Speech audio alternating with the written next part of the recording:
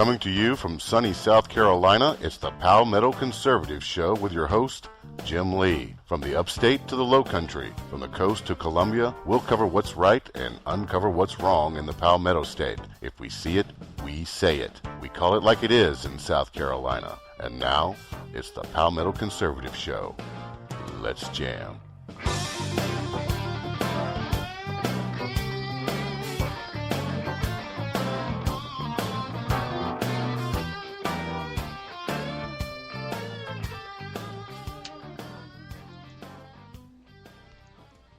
And welcome back into the second hour of the Palmetto Conservative Show here on the Conservative Broadcast Media Network.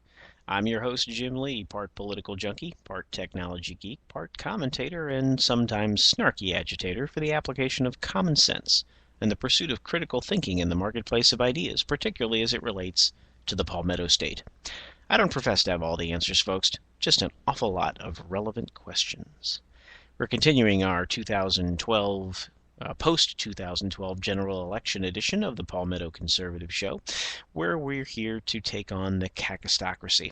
For those new to the show, the cacistocracy is defined as the government by the worst persons, a form of government in which the worst persons are in power. Now, there is a synonym, also known as the ineptocracy. The ineptocracy is a system of government where the least capable to lead are elected by the least capable of producing, and where the members of society least likely to sustain themselves or succeed are rewarded with goods and services paid for by the confiscated wealth of a diminishing number of producers. Glad you're here. Just another day here, taking on the cacistocracy. One of my favorite quotes comes from Plato. One of the penalties for refusing to participate in politics is that you end up being governed by your inferiors. Think about that for a while, folks. Again, this is the post-2012 general election edition. A little bit of analysis, a little bit of monologue, a little bit of thinking, and maybe a little bit of commiserating, but by and large, we're trying to deal with reality as it is.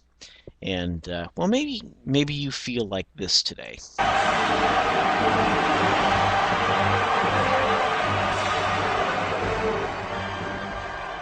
this is how liberty dies. With thunderous applause. Yes, this is how liberty dies, with thunderous applause. That's kind of what was running through my mind as I was watching the crowds, the thunderous crowds, the boisterous crowds in Chicago and around the White House last night, celebrating the president's re-election. If it weren't for ignorance and apathy. But that's the reality. Anyway, again, there'll be more exercising of the classes trying to figure out who is to blame, who's responsible for what happened. Well, never one to shy away from an opportunity to reach out and try and be bipartisan, to be, well, one of those who's more than willing to capitulate on any given difficult matter. South Carolina's very own Senator Lindsey Graham actually had some words to say about what he felt would be a problem with explaining what happened.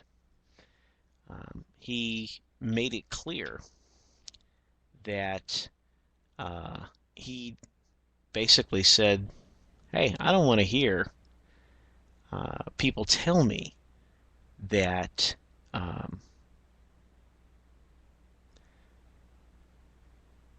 well, let me see if I can exactly find his specific quote so that I don't improperly quote Senator Graham. And you would think that I would be able to find that very quickly, and for some reason I've lost it, and I apologize. I'm just, not catatonic, but struggling to be on the top of my game tonight, and I apologize for that. But anyway, we'll come back to Senator Graham in just a minute. But the key point here being that many are going to try and explain away how it was that Romney-Ryan ticket managed to lose. How can that be? And unfortunately, well, it's fairly easy to explain if you ask me. The ticket failed to excite. The message was not sufficiently forceful and compelling enough when compared to the president's campaign and his record. But the overwhelming argument coming from the establishment and others along those lines is that, if the Republicans hadn't put such a hard right-wing radical like Mitt Romney up, then we wouldn't have had that problem. We had had somebody who was able to reach across the aisle. The statement by Senator Graham said, and I quote, "If I hear anybody say it was because Romney wasn't conservative enough, I'm going to go nuts. We're not losing 95% of African Americans and 2/3 of Hispanics and voters under 30 because we're not being hard-ass enough," said Mr. Graham. Well, with all due respect, Mr. Graham, I certainly would not make the argument or defend the position that Mitt Romney was a conservative.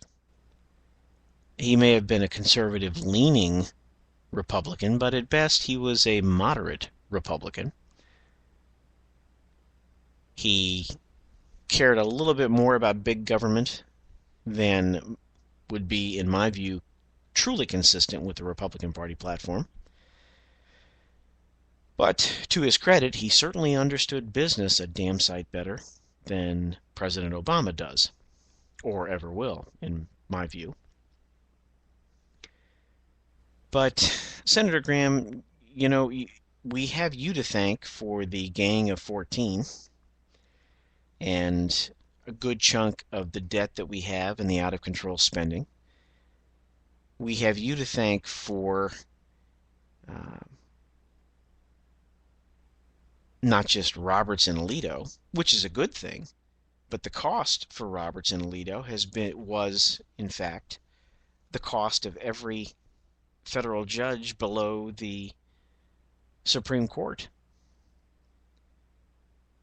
Because we were unwilling to stand for principle, and we're more concerned with being liked and capitulating with the left so that nobody would call us names like hardliners, or they would say we're unwilling to work with them or to reach across the aisle. As my mother used to tell me when I was younger, if everybody was jumping off of a bridge, would you follow them? And that's the kind of ridiculous attitude that these capitulators, like Senator Graham, like to use.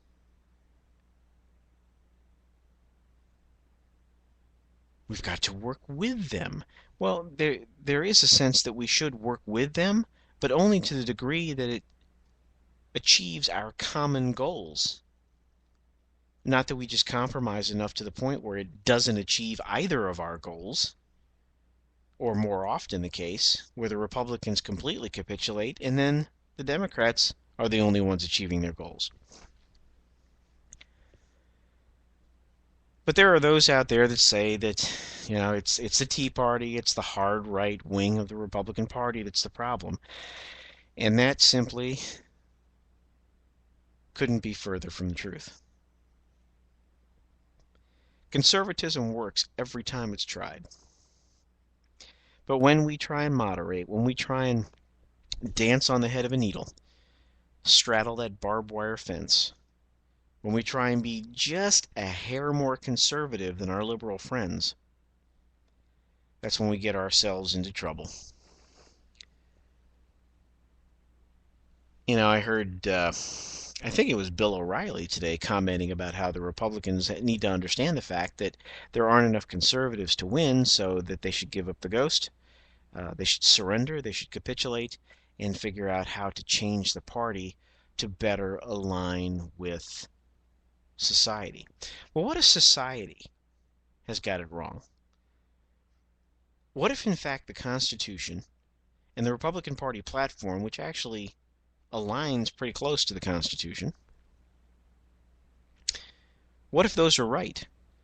Or, as I like to tell some of my friends, hey, we have to go due north, except that nobody bothers to stop and check to see whether the compass was properly calibrated, because right now, as far as our society is concerned, our compass is pointing due north to the west, or to the left.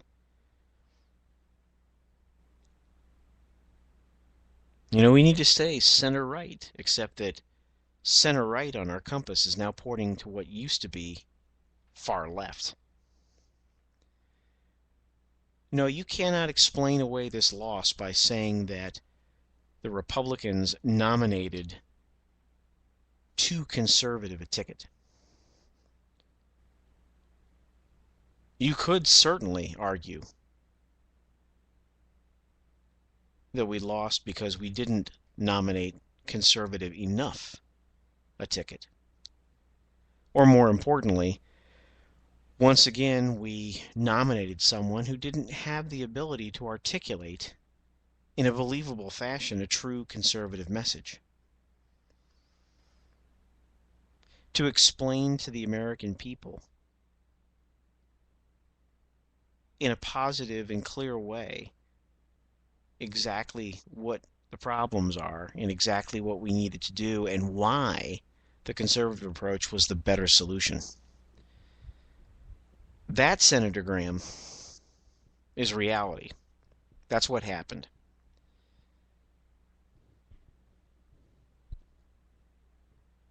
And it's because of establishment Republicans, the attitude of establishment Republicans such as yourself, that the Republican Party is in the process of committing suicide. There is a coming civil war, if you will. Excuse me.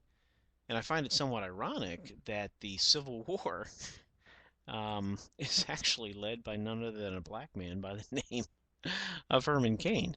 It's been 24 hours since the polls closed, and we have our first shots coming out about who's to blame and how to explain away what the problem is. And it's, Bill O'Reilly saying it's not a traditional America anymore. What does that mean? If we're not a traditional America, that would mean we are not America anymore. What does that mean? Steve Schmidt, a top Republican strategist who ran none other than John McCain's failed 2008 campaign, invoked the term this morning on MSNBC when he said, quote, "When I talk about a civil war in the Republican Party, what I mean is it's time for Republican elected leaders to stand up and to repudiate this nonsense." The nonsense to which he's referring is of the extreme right wing. And to repudiate it directly, he said. Well, interestingly enough, on the other side of the fight, Herman Cain, the former presidential candidate who still has quite a robust following via his popular talk radio program and his speaking tours, today suggested the most clear step to open civil war: secession. Appearing on Brian Fisher's radio program this afternoon, Mr. Cain called for a large faction of Republican Party leaders